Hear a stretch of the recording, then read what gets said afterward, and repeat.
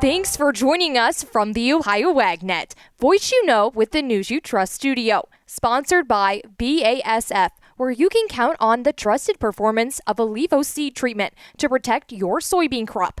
I'm Allison Kinney. Now let's take a look at what's making agricultural news. A new USDA labeling rule takes effect January 1, tightening standards for when meat, poultry, and egg products may be identified as a product of the United States. Under the regulation, finalized in March of 2024, companies may use labels such as Product of USA or Made in the USA only if the animals were born, raised, slaughtered, and processed in the United States. Meat from animals imported live for feeding or processing no longer qualifies. Products that are minimally processed may use qualified claims such as noting they were sliced or packaged domestically using imported meat. The rule does not require companies to use U.S. origin labels, but any firm that does must maintain records supporting the claim. USDA will generically approve labels without additional verification programs. The regulation applies only to domestic sales, not exports. Critics warn that it would strain trade ties, particularly in Canada and Mexico,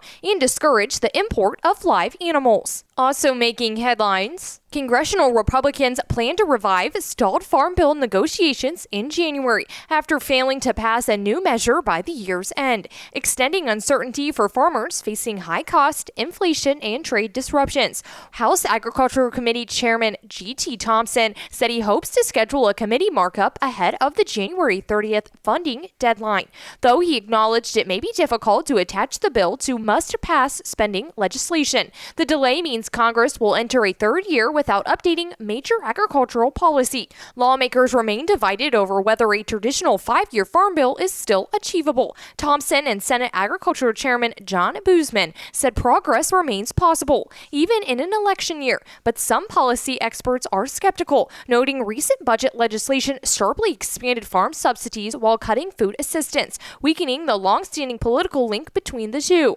Congress extended the 2018 Farm Bill for another year in December, giving the lawmakers until September 30th of 2026 to enact a replacement. Now let's take a look at the markets, brought to you by Seed Consultants, simply better performance. Learn more online at seedconsultants.com. March corn closing in today up a half at 447.5. May corn is up 1 at 455.5.